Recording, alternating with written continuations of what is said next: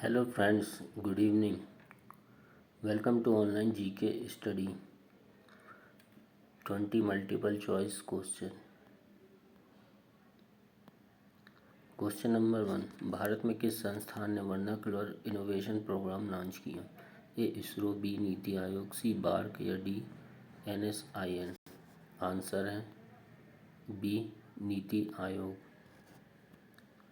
अटल innovation mission के अंतर्गत नीति आयोग ने 22 दिसंबर 2021 को वर्नाक्युलर इनोवेशन प्रोग्राम लॉन्च किया, जो उद्यमी को 22 मातृभाषाओं में एक इनोवेटिव इकोसिस्टम तक पहुंच प्रदान करने में सक्षम बनाता है।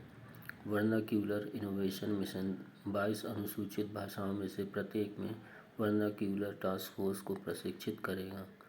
प्रत्येक टास्क फोर्स में स्थानीय भाषा के शिक्षक, विषय विशेषज्ञ, तकनीकी लेखक और क्षेत्रीय अटल इनोवेशन केंद्रों का नेतृत्व शामिल है।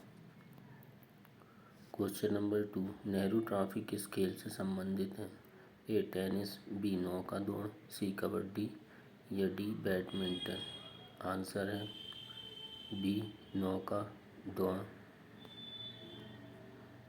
नेहरू ट्रॉफी का संबंध नौका दौड़ से है। नौका दौड़ केरल का एक प्रसिद्ध खेल है। इसका आयोजन हर वर्ष अगस्त माह के दूसरे शनिवार को किया जाता है। बड़ी संख्या में लोग यहाँ लगभग 100 फीट लंबी नौकाओं की रेस का आनंद उठाते हैं, जो पुराने नौका गीतों की धुन पर एक दूसरे के साथ प्रतिस्पर्धा करते हैं। पुन्नावाड़ा झील इस रेस का स्थान है, जहाँ प्रतिभागी एक दूसरे से मुकाबला करते हैं। क्वेश्चन नंबर 3, अपच के उपचार के लिए किस प्रकार की दवाओं का उपयोग किया जाता है? ए प्रतिजैविक, बी दर्दनाशक, सी अम्लत्वनाशक या डी रोगाणुरोधक? आंसर है सी अम्लत्वनाशक। अपच के उपचार के लिए अम्लत्वनाशक दवाओं का उपयोग किया जाता है। अम्लत्वनाशक ऐसी दवाएं हैं जो अपच और इन्फ्लूशन को दूर करने के लिए आपके आमाशय में अम्ल का प्रतिकार करती है। अम्लतत्वनाशक मदद कर सकता है यदि आपको अपच, इन्फ्लूशन या अम्ल प्रतिवाह, जिसे जठर ग्रॉस नली प्रतिवाह रोग कहते हैं, के रूप में भी जाना जाता है। Question number 4, Windows task manager खोलने के लिए निम्न में से किस कुंजी संयोजन का उपयोग किया जाता है? ए Alt+F4, बी Alt+Shift, सी Alt+Enter या डी Ctrl+Shift+Escape? आंसर है D Ctrl+Shift+Escape। Windows task manager खोलने के लिए Ctrl+Shift+Escape का उपयोग किया जाता है। यह एक कार्य प्रबंधक, सिस्टम मॉनिटर और स्टार्टअप प्रबंधक है, जो माइक्रोसॉफ्ट विंडोज सिस्टम के नाम के साथ शामिल होता है। Question number 5, J.L. बेयर्ड ने किसकी खोज की? ए हवाई जहाज, बी टेलीविज़न, सी मोबाइल फ़ोन या डी कैमरा? आंसर है बी टेलीविज़न।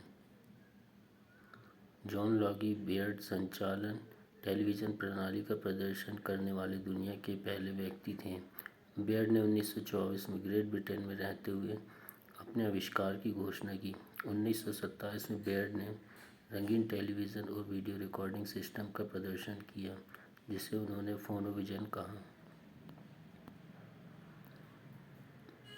क्वेश्चन नंबर 6, अवैध रूप से हिरासत में पाए जाने वाले व्यक्ति की रिहाई को सुरक्षित करने के लिए जारी याचिका कौन सी है? ए परमादेश, बी बंदी प्रत्यक्षीकरण याचिका, सी उत्प्रेषण लेख या डी प्रत्यादेश? आंसर है बी बंदी प्रत्यक्षीकरण याचिका। अवैध रूप से हिरासत में पाए जाने वाले व्यक्ति की रिहाई को सुरक्षित करने के लिए जारी एक याचिका बंदी प्रत्यक्षीकरण है। परमादेश का अर्थ है हमारा आदेश।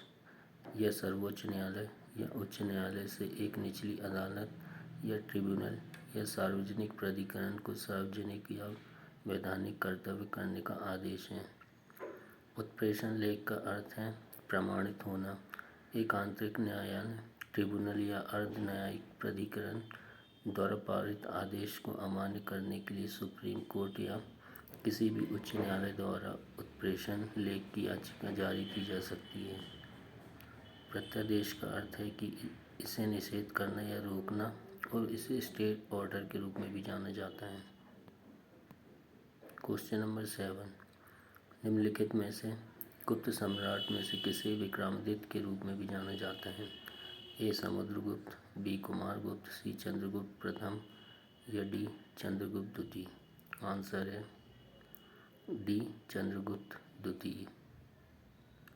चंद्रगुप्त द्वितीय गुप्त साम्राज्य के सबसे शक्तिशाली सम्राटों में से एक था, जिसे चंद्रगुप्त विक्रमादित्य भी कहा जाता था। वह एक आदर्श राजा के रूप में प्रसिद्ध है। वह अपनी उदारता, साहस, विद्वानों के संरक्षण के लिए लोकप्रिय था। क्वेश्चन नंबर 8, उत्तरी भारतीय राज्यों में बाजरा की खेती किस फसल के मौसम के दौरान की जाती है? ए रबी, बी खरीफ, सी जैद या डी शीत। आंसर है बी खरीफ। खरीफ का मौसम जून से सितंबर। उत्तरी राज्यों की प्रमुख फसलें चावल, कपास, बाजरा, मक्का, ज्वार, अरहर। दक्षिण राज्यों की प्रमुख फसलें चावल, मक्का, रागी, ज्वार, मूंगफली। रबी के मौसम में अक्टूबर से मार्च के उत्तरी राज्यों की फसलें हैं गेहूँ, ग्राम, सफ़ेद सरसों और जौ। दक्षिण राज्यों की फसलें चावल, मक्का, रागी, मूंगफली, जुआ। जैद का समय अप्रैल से जून। उत्तरी राज्यों की फसलें हैं सब्जियां, फल, चारा। दक्षिणी राज्यों की फसलें चावल, सब्जियां और चारा। क्वेश्चन नंबर 9, सतलुज नदी किस दर्रे से होते हुए बहती है? ए शिप्कीला, बी नाथुला, सी रोहतांग दर्रा या डी डीफू दर्रा। आंसर है ए शिप्कीला। भारतीय राज्य हिमाचल प्रदेश में प्रवेश करने के लिए सतलुज नदी शिप्कीला दर्रा से गुजरते हुए बहती है। यह दर्रा हिमाचल प्रदेश के किन्नौर जिले में स्थित है। दूसरी ओर सतलुज माउंट कैलाश में स्थित है, जो तिब्बत में स्थित है, और इसका संगम चिनाब नदी के साथ होता है। क्वेश्चन नंबर 10, निम्नलिखित में से कौन संपत्ति के श्रम सिद्धांत से संबंधित है? A Adam Smith, B John Locke, C J S. Mill या डी जे रूसो। आंसर है बी जॉन लॉक। संपत्ति के श्रम का सिद्धांत जॉन लॉक द्वारा दिया गया था। यह बताता है कि संपत्ति प्राकृतिक संसाधनों पर परिश्रम द्वारा आती है। जॉन लॉक के अनुसार जब कोई व्यक्ति किसी क्षेत्र पर काम करता है, अर्थात श्रम वस्तु में प्रवेश करता है, तो वस्तु व्यक्ति की संपत्ति बन जाती है। क्वेश्चन नंबर 11, मुद्रास्फीति और मूल्य वृद्धि की अवधि में धन की आपूर्ति ए बढ़ती है, बी घटती है, सी समान रहती है या डी अनुपातिक रूप से बढ़ती या घटती है। आंसर है ए बढ़ती है। मुद्रास्फीति और मूल्य वृद्धि की अवधि में पैसे की आपूर्ति बढ़ जाती है। मुद्रास्फीति की ऐसी घटना है जहां अर्थव्यवस्था में वस्तुओं की कीमतें बढ़ती हैं। मुद्रास्फीति के दौरान अर्थव्यवस्था में धन की आपूर्ति बढ़ जाती है। क्वेश्चन नंबर 12, 1984 उपन्यास के लेखक कौन है? ए थॉमस हार्डी, बी एमिल जोला, सी जॉर्ज ऑरवेल या डी वाल्टर स्कॉट। आंसर है C George Orwell.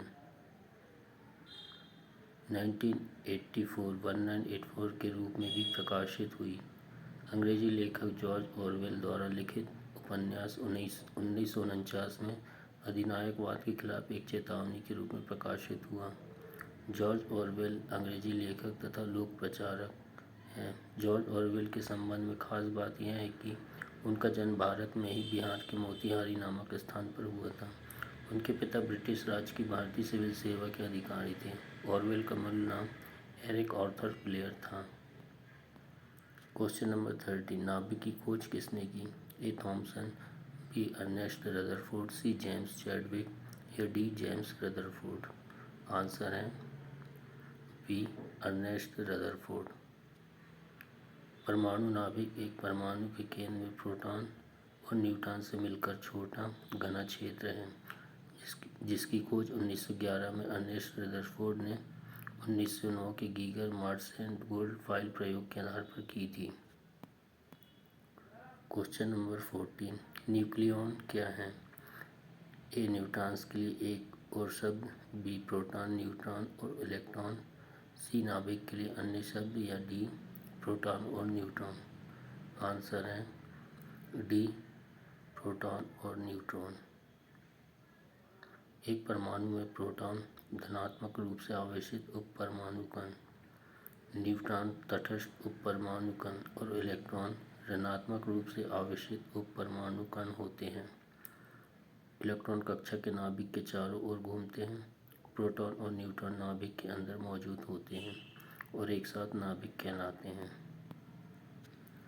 Question number 15, photoelectric cell परिवर्तित करता है? ए प्रकाश ऊर्जा को यांत्रिक ऊर्जा में, बी विद्युत ऊर्जा को प्रकाश ऊर्जा में, सी विद्युत ऊर्जा को यांत्रिक ऊर्जा में, या डी प्रकाश ऊर्जा को विद्युत ऊर्जा में। आंसर है डी प्रकाश ऊर्जा को विद्युत ऊर्जा में।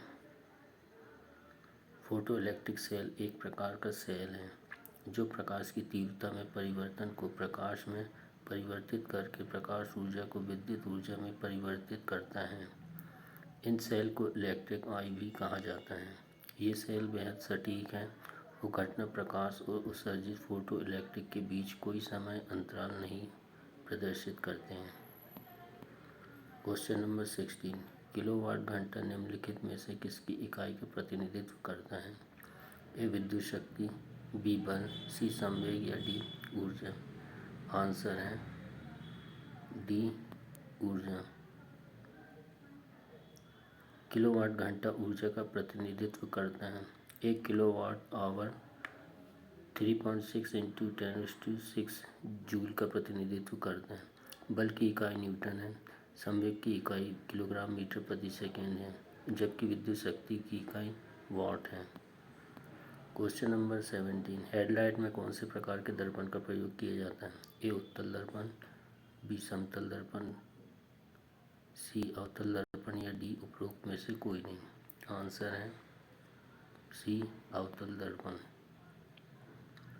हेडलाइट और सर्चलाइट की स्थिति में प्रकाश को फैलना नहीं चाहिए और इसके बजाय इसे एक समानांतर बीम होनी चाहिए जिससे यह एक लंबी दूरी तय कर सके। इस उद्देश्य के लिए अवतल दर्पण का प्रयोग किया जाता है क्योंकि प्रकाश का समानांतर बीम तब उत्पन्न होता है जब प्रकाश स्रोत को अवतल दर्पण के केंद्र बिंदु पर रखा जाता है। क्वेश्चन नंबर 18, गुप्त ऊष्मा का एसआई मात्रक क्या है? ए डिग्री सेल्सियस, बी जूल प्रति किलोग्राम, सी केल्विन प्रति वाट, या डी जूल। आंसर है बी जूल प्रति किलोग्राम। गुप्त ऊष्मा का एसआई मात्रक जूल प्रति किलोग्राम है। गुप्त ऊष्मा तापमान में परिवर्तन के बिना अवस्था में परिवर्तन के लिए आवश्यक ऊष्मा है। गुप्त ऊष्मा के लिए सूत्र Q = m/L है, जहाँ Q ऊष्मा को दर्शाता है जिसे m द्रव्यमान की किसी वस्तु में अवस्थाओं को बदलने के लिए बढ़ाना या कम किया जाना चाहिए। क्वेश्चन नंबर 19, निम्न में से कौन सी प्रक्रिया समान मात्रा में तरल के लिए सबसे धीरे होगी? ए क्वथन, बी हिमीकरण, सी संघनन, या डी वाष्पीकरण। आंसर है डी वाष्पीकरण। वाष्पीकरण तरल की समान मात्रा के लिए सबसे धीरे होगा। वाष्पीकरण किसी भी तापमान पर और तरल की खुली सतह पर होता है। क्वथन पूरे तरल में ऊंचे तापमान पर होता है जिससे अणु जोरदार गति से संचार करते हैं, इसलिए वाष्पीकरण धीमी और क्वथन एक तेज प्रक्रिया है। क्वेश्चन नंबर 20, पानी में घुलनशील क्षार को क्या कहा जाता है? ए अम्ल, बी एल्कली, सी लवण, या डी इनमें से कोई नहीं। आंसर है बी एल्कली। पानी में घुलनशील क्षार को एल्कली कहा जाता है। एल्कली में pH 7 से अधिक होता है जबकि अम्ल में pH 7 से कम होता है। अल्कली अम्ल के विपरीत होते हैं और जब दोनों मिलते हैं तो एक तटस्थ लवण बनाते हैं। क्षार लिटमस पेपर का रंग बदलकर नीला कर देते हैं। Thanks for watching.